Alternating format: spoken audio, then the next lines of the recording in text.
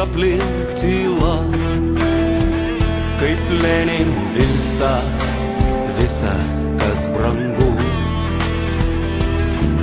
Prie seno alko protėvių šaukios, išgirst jų balsą ir įgaut jėgų.